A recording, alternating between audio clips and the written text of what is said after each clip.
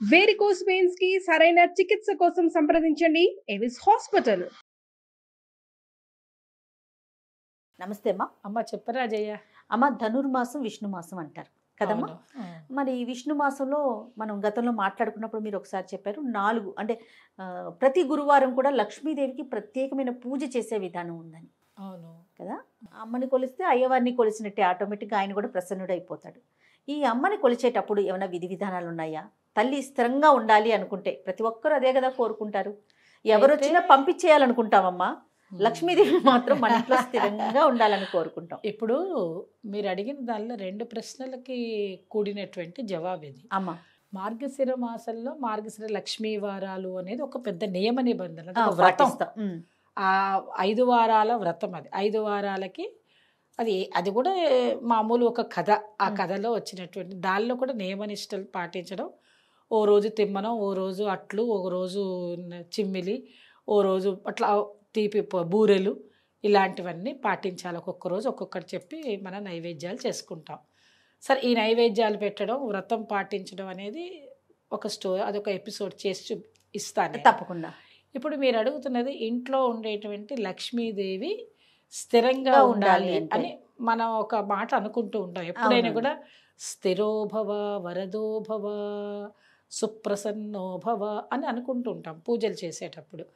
కారణం ఏమిటి అని అంటే, లక్ష్మి స్థిరంగా ఉండాలి అంటే అర్థం ఏంటి అంటే, లక్ష్మిని మన ఇంట్లో కట్టేస్తామని కాదు, పక్కింటికి వెళ్ళకూడదని కాదు.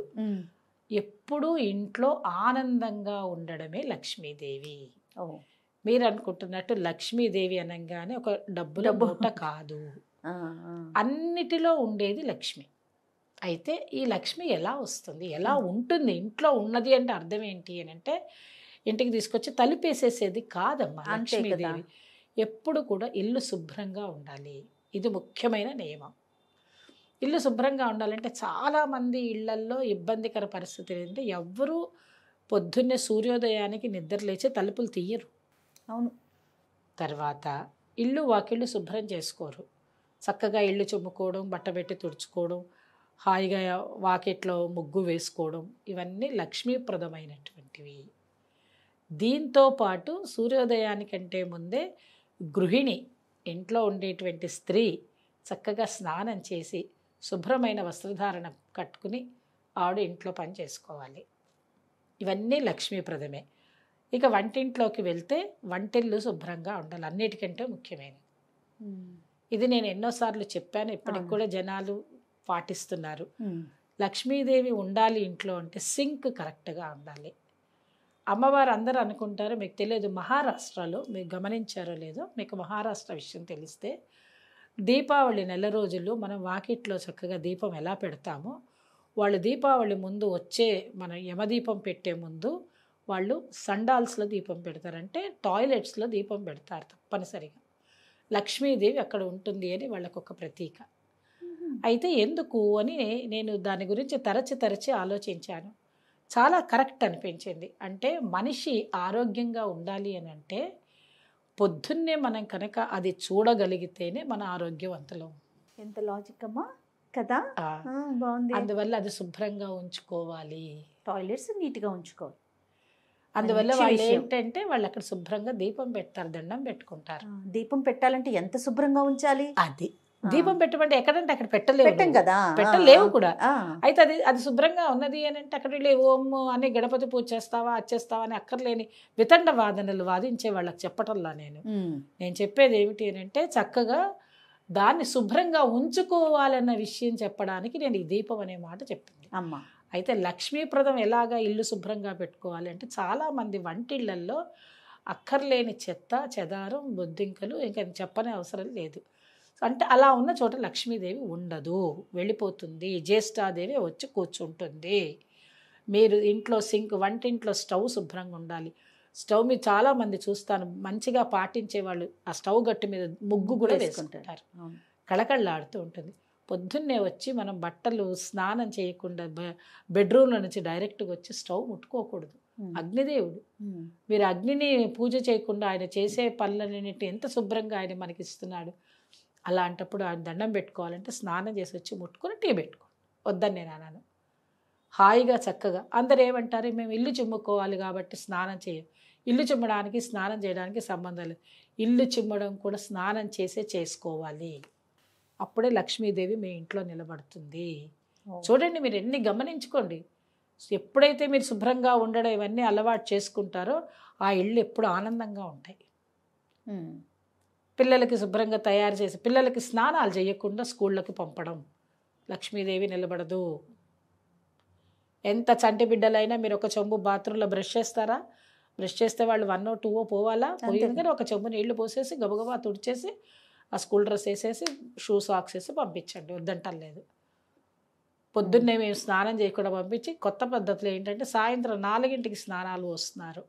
మీ ఇంట్లో మీ లక్ష్మీదేవి ఉండదు. మీరు ఏమన్నా మీద కోపం వచ్చితే ఆపేస్తారు అంతే కదా, టీవీని అంతే, ఛానల్ తిప్పేస్తారేమో, ఓకే. కానీ ఉన్న మాట కరెక్ట్గా చెప్పాలి.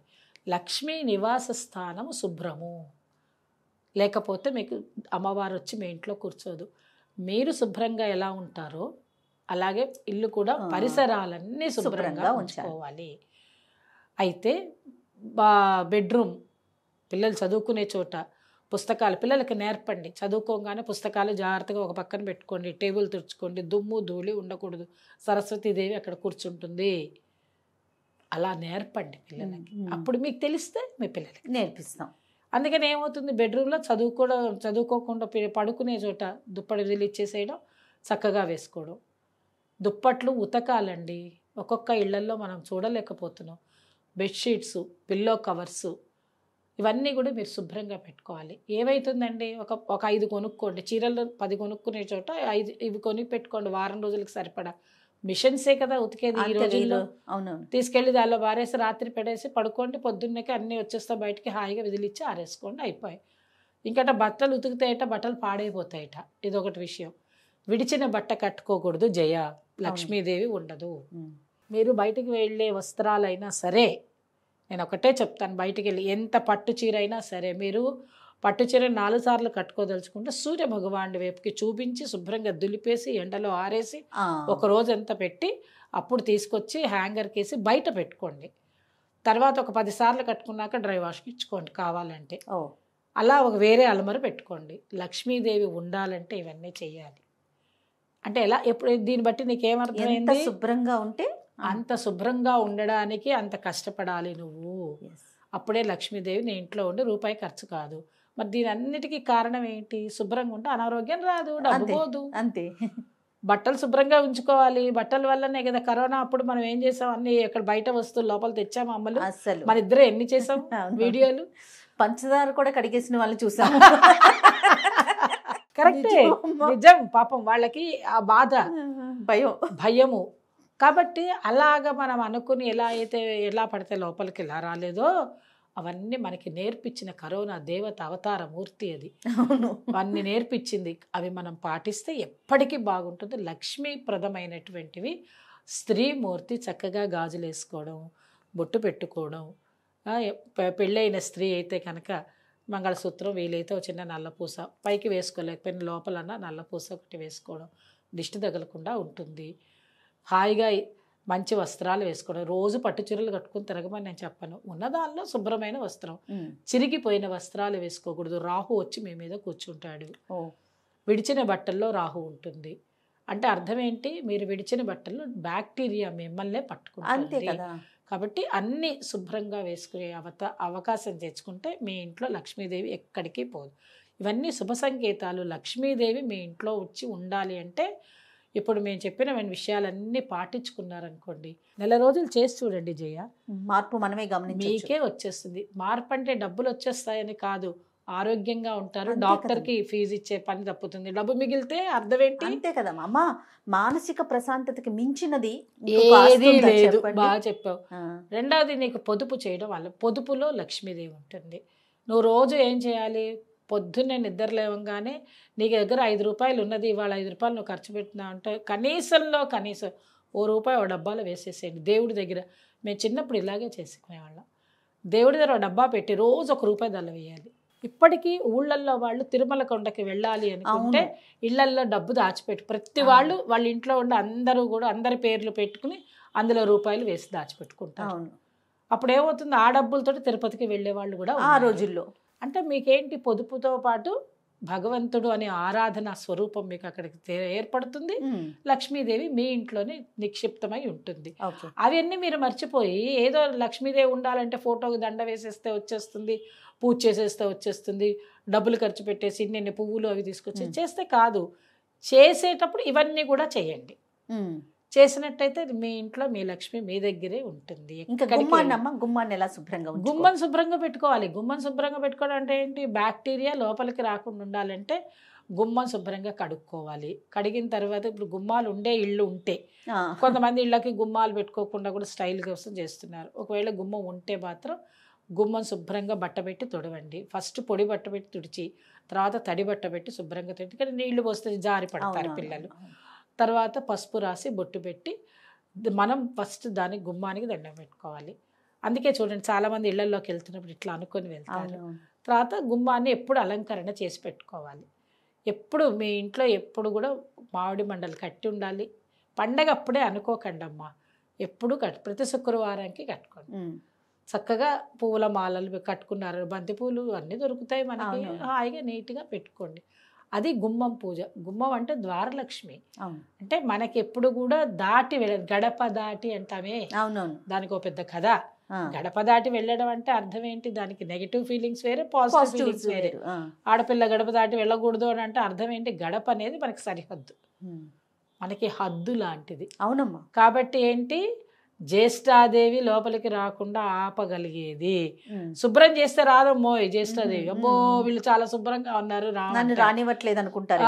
వాకిళ్లలో ముగ్గులు ఉన్నాయి, శుభ్రం చేసుకున్నారు, చెత్త లేదు, చెదారం లేదు. అదే ఇంటి ముందు కూర్చొని కొంతమందికి అలవాటు, అక్కడ కూర్చొని టిఫిన్లు తినడం, ఎంగిళ్ళు పెట్టడం, చెప్పులు గుమ్మాల ముందే పెట్టడం, దుమ్ము దులుపుకోకపోవడం, ఇంటి ముందు ఎట్లా పడితే అట్లా. అలా కాకుండా శుభ్రంగా పెట్టుకున్న చోట లక్ష్మీదేవి ఎప్పటికీ స్థిరంగా ఉంటుంది. ఇంకా చెప్పుకోవాల్సిన విషయాలలో ఒకటి ముఖ్యమైన సమస్య, ముఖ్యమైనటువంటి పాయింట్ రెండు ఉన్నాయి ఇందులో. ఏంటమ్మా?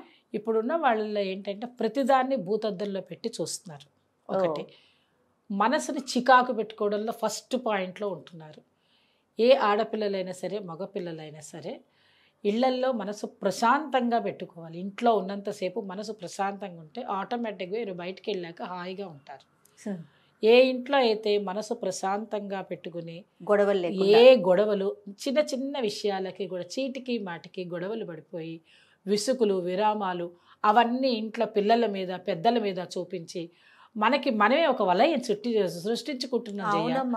అవసరం లేని విషయాలకి ఏముండదు అక్కడ. ఇది కరెక్ట్. అది ఉపయోగించే విషయం ఏమీ ఉండదు, ఏదో చిన్న విషయం. ఎందుకంటే మన మనసు ప్రశాంతంగా లేదు అంటే ఎప్పుడైతే ఫిట్ ఆఫ్ యాంగర్ వస్తుందో దాంతో.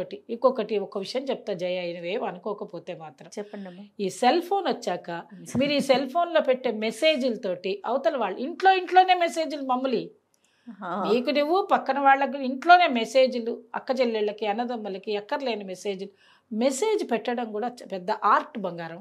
ఏదో ఒకటి రాసేయడం, ఏదో అనేసాలే అది నువ్వు మాట్లాడినట్టే నీ మెసేజ్ వస్తుంది. అంతే తెలుసా? అంతేగా. ఇప్పుడు నేను జయతో మాట్లాడాలే, కాదమ్మా జయ అని పెట్టాలి.